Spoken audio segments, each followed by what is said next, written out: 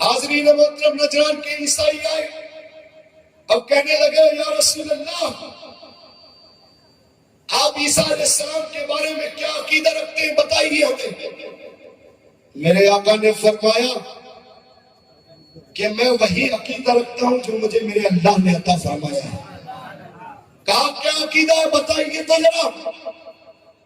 کہا اللہ تبارک و تعالیٰ کے بندے اور رسول اور نبی ہے عیسیٰ علیہ السلام، اور وہ کلمہ ہے جو کنواری مریم کے جانب القا کیے گئے، ڈالے گئے، یعنی بغیر پاک کے اللہ تبارک و تعالیٰ نے عیسیٰ علیہ السلام کو پیدا فرمایا۔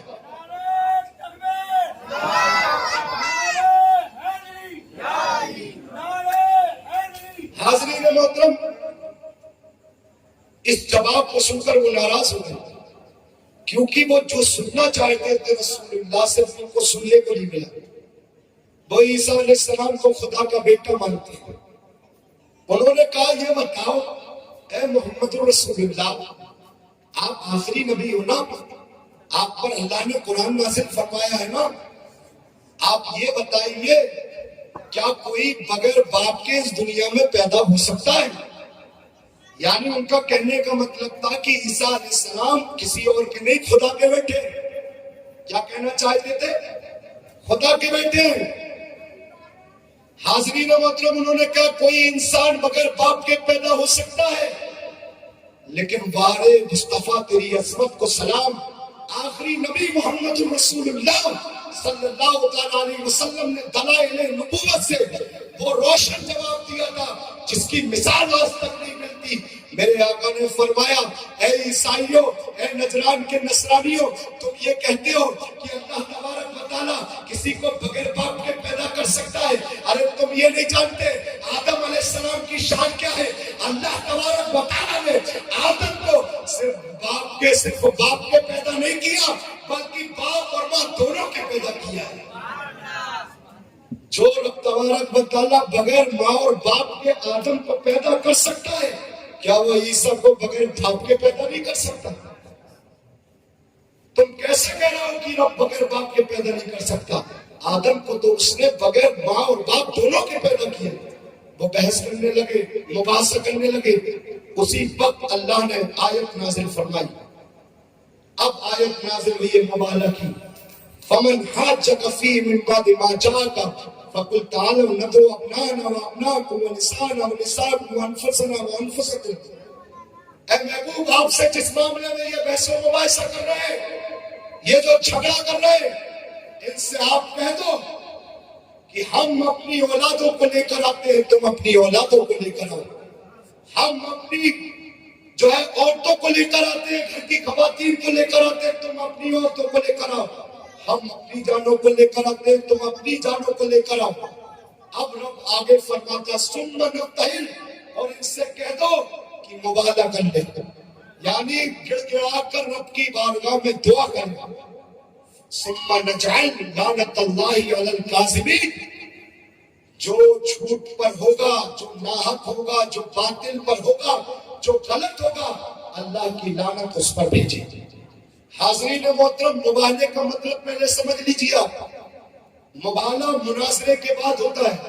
اگر کسی سے اختلاف ہو جائے تو آدمی دلیلیں دیتا ہے، یہ دلیل لو قرآن کی، وہ دلیل لو حدیث کی، وہ دلیل لو فلاں صحابی کی۔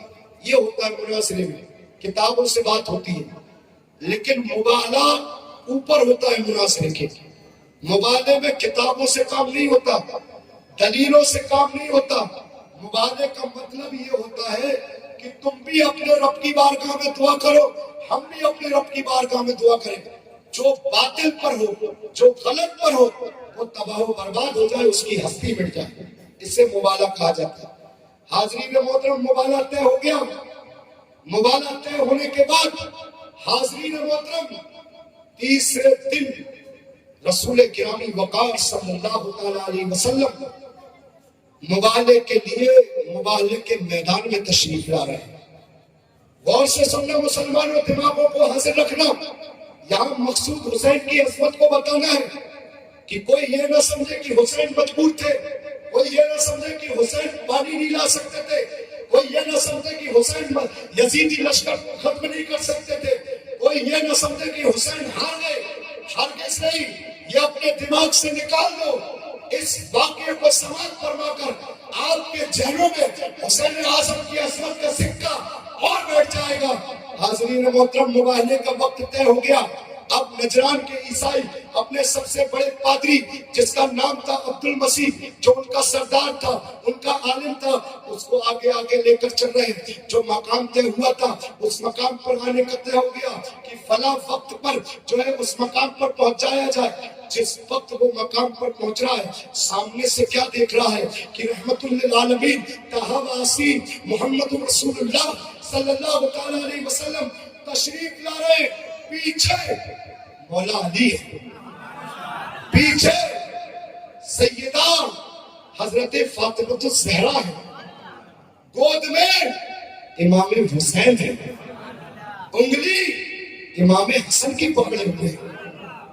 جس وقت اس عبد المسیح پادری راہب کی نصرانیوں کے سب سے بڑے عالم کی نگاہ چہرہ مصطفیٰ پر پڑی ہے، اس کی نگاہ چہرہ علی پر پڑی ہے، اس کی نگاہ جو پردے میں حضرت فاطمہ الزہرا ہے ان پر پڑی ہے، اس کی نگاہ جس وقت امام حسین کے چہرے پر پڑی ہے، اس کی نگاہ جس وقت امام حسن کے چہرے پر پڑی ہے۔